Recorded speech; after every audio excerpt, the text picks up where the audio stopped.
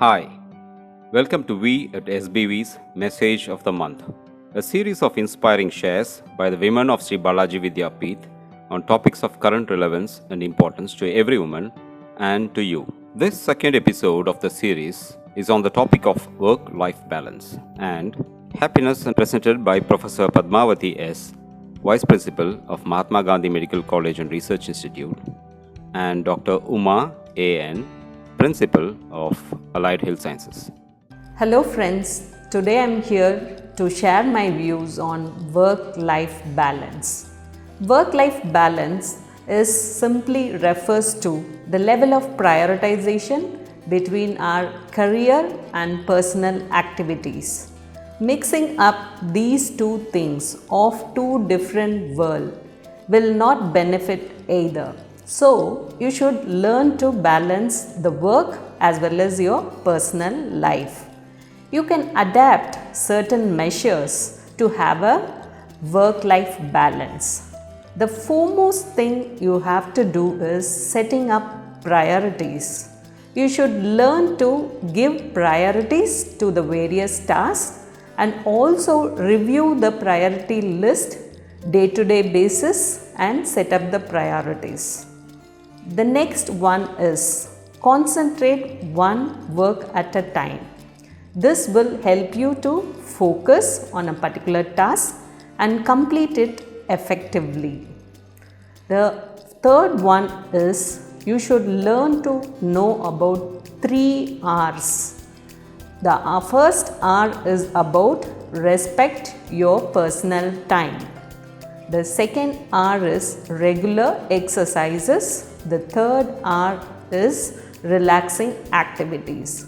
If you follow these 3 R's, you will be always motivated and you can succeed in your career as well as family life. The fourth one is you should learn to say no at times if required and also seek help whenever needed. The fifth one is you should review your work-life balance, how it is going about, and change it accordingly, according to the need, and proceed further. And the sixth one is you should find an appropriate mentor for your success in your career. Life is like riding a bicycle. So, if you want to keep up your balance, you should keep moving. So, in your life, you may face more challenges, both in work as well as in your family life. But you should learn to overcome those challenges and proceed further for a better future.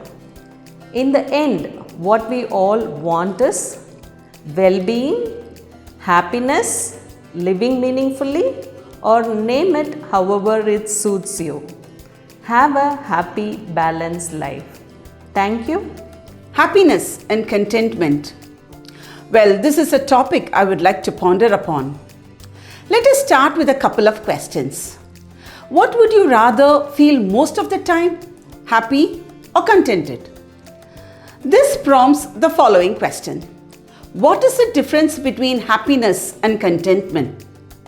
Happiness is generally defined as the experience of frequent thoughts such as joy, a bubbling feel or pride, while contentment is generally defined as a longer lasting, a deeper feeling of satisfaction and gratitude. Happiness is viewed as having a temporary feeling attached to it, whereas contentment is viewed by many to have a longer lasting experiential effect. So, which one is better? Happiness or contentment? Sure, happiness sounds better. Who wouldn't want to experience that positive emotion of thoughts such as joy, delight, gladness, ecstasy, or pride? But as stated earlier, happiness is not perceived as being a permanent emotion. Contentment, on the other hand, although the immediate benefits appear less beneficial on your state of mind, the effects are arguably long lasting. So, what should we be aiming for? Is it possible to be happy all the time? I have looked back over my life to consider this particular question. Now I am in my early 50s. I undertook several years of academic and sports career during my younger days and have done now doctorate in medical genetics.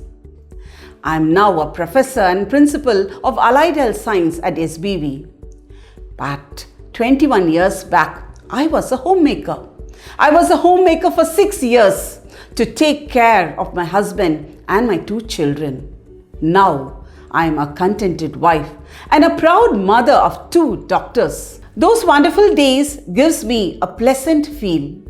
Yet, I wish to state that in my life, like many others, had its fair shares of ups and downs. I would love to be permanently happy. Who wouldn't? However, I've come to learn from life that being permanently happy is not possible. Wherever I have strived for happiness, I wanted happiness, I seem to have failed. I think many would agree with me too. I have never met anyone that is genuinely happy all the time. Throughout the day, throughout the month, throughout the year, it is simply unsustainable. A life filled with stress, dramas, pain, heartaches, make us who we are. Contentment, on the other hand, is different. Many say, make hay while the sun shines, or be happy every moment of your life. But I would argue that striving for contentment is more realistic, more reasonable. From my own experience, I get more benefit from the long-lasting deep feel of contentment compared to the instant yet short-lived hit of happiness. I enjoy the sense of purpose I get from contentment. I also enjoy not all but most of the life's challenges. Happiness would not allow such challenges. So, in answer to my original question, which one is better? Happiness or contentment? Let us enjoy the happy moments in life, but I will vote only for contentment. This is Dr. A.N. Uma, member, Women's Cell, SPV, wishing all a contented life. Thank you. We thank you for listening.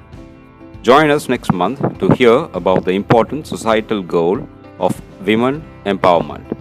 Until then, have a great time.